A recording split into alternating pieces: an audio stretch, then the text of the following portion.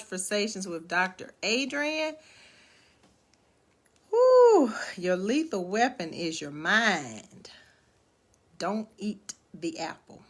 I pride myself on the fact that I work on myself daily. I have to as a therapist, and so I am very reflective, but I have to keep it real with y'all.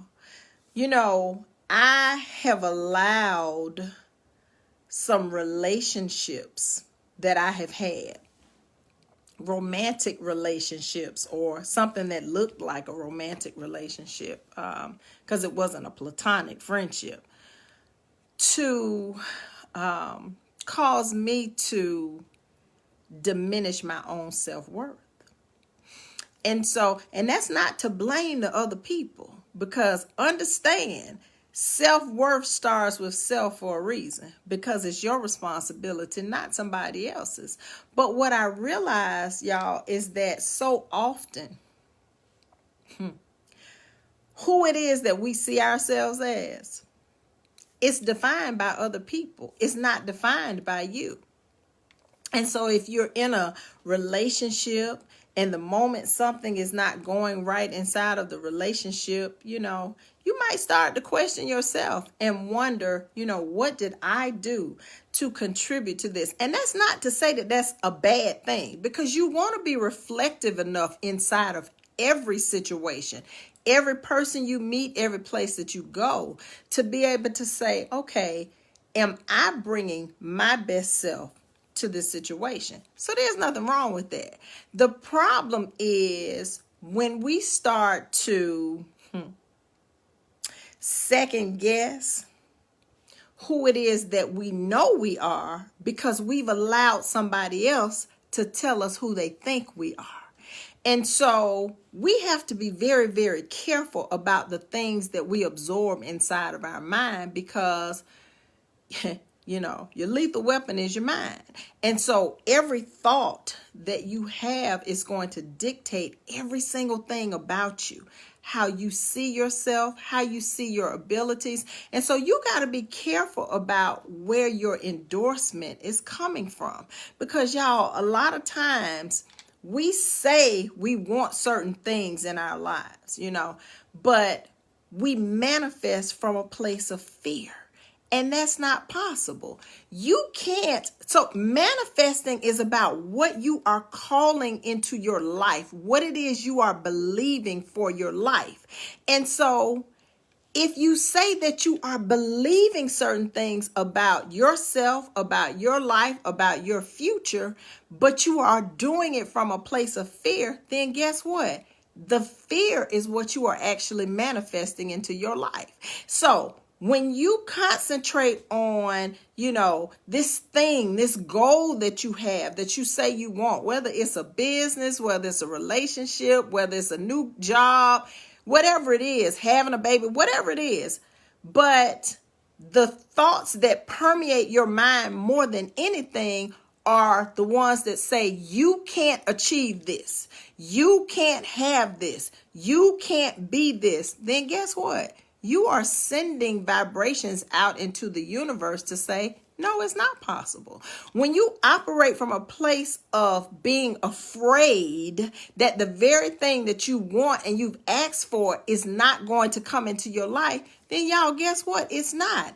And then what happens is we end up settling for something that looks like a substitution for the real thing. And so in order to truly manifest anything, it takes a huge amount of faith. And so, because there have been times when I have second guessed some decisions that I made because I thought they didn't end up the way that I thought they would, whether it was a relationship or whether it was a professional decision. But y'all, I can't say out of one side of my mouth that everything happens for a reason. Everything happens the way that it's supposed to. And then when something does not go in the direction that I thought that it would, beat myself up because I'm looking at, well, what didn't I do right? What could I have done better? What could I have done more of? Which again, there's nothing wrong with asking those questions. You want to be able to be reflective enough to look at the person in the mirror. But at the same time, y'all, we got to know when to say when. And sometimes we don't. Sometimes we stay in situations where the people who are around you are not feeding your spirit and your soul. That's what I said to the second client, and he is young enough to probably be my son, I think. And so I have said to him, we got to dig deeper, because the fact that you keep attracting the exact same person into your life, and it's not just one person. This has been 3 different individuals, but they all have some very, very similar qualities and traits. And I said to him, I said, but you are the constant in the formula. It's not them, it's you. And I said, I think that the problem is that you have not dug deep enough to figure out why it is you are accepting of certain behaviors, because that's a self-worth thing, and I did say to him, I said, sometimes we feel like we're going to be by ourselves. And at some point you got to ask yourself the question, is it better to be by myself rather than to be attached to someone where it's chaotic and it's like a tornado? Because you can't say that you are a peaceful person who wants to manifest peace and love, but you dealing with a hellion who is then now bringing the hell in you out, because we all got some of it in us. You got to be careful, and you got to have enough faith to say exactly who it is that I am demonstrating that I can be is exactly who it is I can call forth in my life. And so your self-worth has to start with you. Y'all, it doesn't start with an endorsement of a degree, of an organization, of another person. It literally has to start with you. And I told one of my clients, I said, I literally want you to stand in front of a mirror naked every single day and find something good to say about yourself. I said, because if you can't find something good about you, what makes you think that anybody else could ever recognize anything positive and good about you? And so, y'all, as somebody who has been in a place where, I was a rock star on my job, I was. And my personal life was in a mess. And what I realized is that mess that was a part of my life for 30 years molded and shaped many thought processes that I still have to fight against to this very day. It created some insecurities in me that I have to be aware of. So y'all, when you are speaking things out of your mouth, it's not okay for you to say things towards yourself that are damaging and that are demeaning. And it's not okay to then say, oh, I was just joking. You don't joke with yourself like that, because I can assure you there are enough people out there ready to be lined up to say something negative about you. You should not be speaking negative things about yourself. You have to be in a place where you are able to be your own critical friend, which means that you are able to assess who you are every single day and assess whether or not who you are is who you want to be. And if it's not, then you change it. That's what I said to my client yesterday. I said, listen, we all have those moments where when you look in the mirror, it's hard to find something that you love about you. And that's not to say, y'all, that you don't love yourself, because most people are going to say, oh yeah, I love myself. Those are words. Love is a verb, even towards yourself. So what are you demonstrating towards yourself?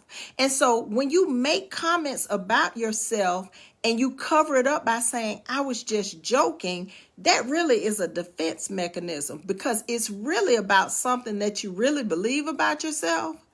And you are illuminating what it is that you believe, but the moment you say it, you recognize that, oh my God, I am speaking against myself. And so if there's something about you that you want to work on, then just work on it. I know it sounds simple because it really is. It's not about what everybody else says about you. It's about what you think about yourself. And so when you think you cannot, you will not. If you believe that you can, you will. But here's the thing about it. You can't play tricks with your mind. So you can't tell yourself on the one hand that, I can do this, I can be that, I can achieve that. But then out of your mouth, you're speaking all these things about why those very things that you want so badly can't come into your life. Why you don't deserve them. Why they're not supposed to happen to you.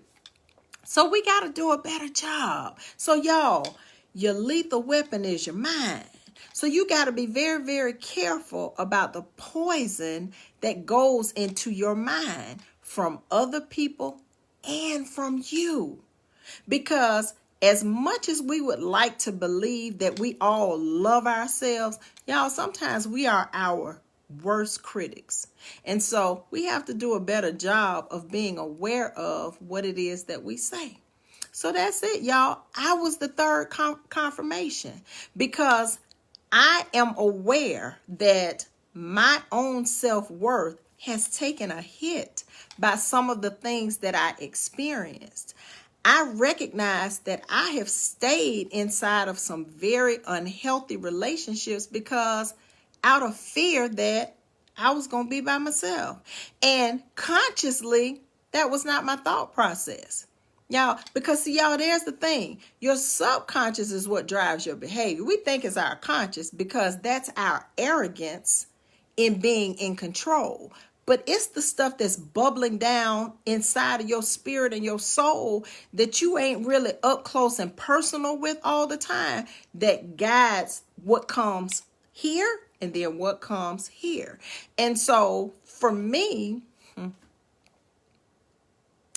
my ex-husband said to me years and years ago, I'm talking about, my kids, I had 4 under 10. And so years ago said to me, who gonna want you with 4 kids? And I had a clap back. I can assure you, I had a clap back and, I don't need nobody to want me, blah, blah, blah, blah, blah, whatever it was. But what I realized years later is that statement, along with many others, but that statement had a huge impact. And so as a result, I have tolerated some things that were on my non-negotiable list from some people because I'm always looking for the best in everybody. Oh, nobody's going to be perfect. Oh, nobody's going to change. I mean, have y'all ever heard, somebody tell you, well, you're not going to be able to get everything that you want in a person. Well, why not? Why can't you? Because that's what manifesting is. And manifesting is about having faith over fear. And so if you say there are things that you want to achieve and accomplish, then whose right is it to tell you why you can't do those things? I think about my baby who started his first day of college, day before yesterday at Carnegie Mellon. That baby is a senior, will graduate in May, has already gotten the lead role for the senior production. And so when he was in the 9th grade, because I got babies that went to Morehouse, Spelman, and Miles. And then I went to FAMU, and I'm from Tuskegee. So, I'm HBCU all the way. And so when I said something to that baby, he came home one day and he was like, I'm going to go to Carnegie Mellon. He was in the 9th grade. He said, I'm going to go to Carnegie Mellon and major in musical theater. And I said, what HBCU is that, sir? And he said, Mommy, that's not an HBCU. I'm not going to an HBCU. And so I said to him, then you better get a full scholarship. And he did. $72,533.38 a year. And so that baby spoke that into existence, and that's what happened in his life. And so it wasn't about anybody else trying to tell him why this was not achievable, because he never wavered. He never wavered, y'all. And sometimes my children, my whys, teach me the greatest lessons. I remember my daughter said to me, why would you be dealing with somebody that's like what you came out of? Ooh, y'all, when I tell you, that thing admonished me and slapped me upside my head. And then she said another time, same person, another time, she said, he had sent some flowers or something for my birthday. And I was surprised. And she said, why wouldn't you have an expectation that at a minimal he would send you some flowers? Y'all, some of my greatest lessons have come from my children. And so I am thankful, because I can't take credit for who it is that they are being and becoming, but I like to hope that something that I've said has influenced them along the way. And so the power of manifestation is taught to me from my baby, and the ability to know my own self-worth, as my daughter reminds me. And so I was the third confirmation. So your lethal weapon is your mind. So don't eat the apple. So I just want to leave you with this. And y'all, I wrote this back in 2017. And it's entitled, Don't Eat the Apple. Emotional poison is the negativity of words that we allow to be used against us. When we absorb the negative thoughts and beliefs that those that we are in relationship with have of us and communicate to us, it impacts our ability to be good and healthy decision makers. Many people that I've encountered throughout my journey don't seem to truly understand the impact of negative communication within their relationships and how detrimental it can be to a relationship's foundation. When someone has a negative view of who you are to your core, and they're constantly trying to change you into the person that would fit better for them, at what point do you ask yourself if the relationship is a fit at all? We are responsible for what and how we communicate to others, and what we allow to be absorbed by us from someone else's communication to us. Unhealthy communications destroy self-esteem and ultimately destroy the relationship. If you are being silent in lieu of being impeccable to your word and allowing someone to use emotional poison on you, it's no one's fault but yours. You have the option to access the value of every relationship that you engage in, and in spite of your conditioning and upbringing, you can end relationships, kinships, friendships, and situationships that are unhealthy, underappreciated, undermined, unproductive, and unfulfilling. Just because you're invited to breakfast doesn't mean that you have to partake of what's being served. Don't eat the apple, and hopefully you'll avoid the poison. He who manifests anything also has the ability to destroy it. So stop walking around here talking about all the greatness that you want in your life, and in the next breath, you are fearful and doubting why you can't have it. Because you can have exactly what it is that you say you want. And that was my aha moment today about all of this. I said, you know what? The God that I serve says, yes, I can.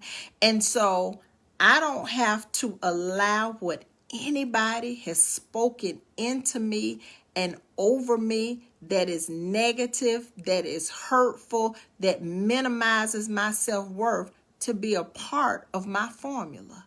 And I am so thankful to my parents, who were my first teachers, to my village, Tuskegee. I had some amazing people around me, including a grandmama who was a Girl Scout leader for 52 years in the community, people in the church. You know, I wasn't perfect, but I had people who saw things in me that I needed to have stored up. I needed to have all of those affirmations stored up so that when I would go through the worst of my storms, that I would have that to call upon.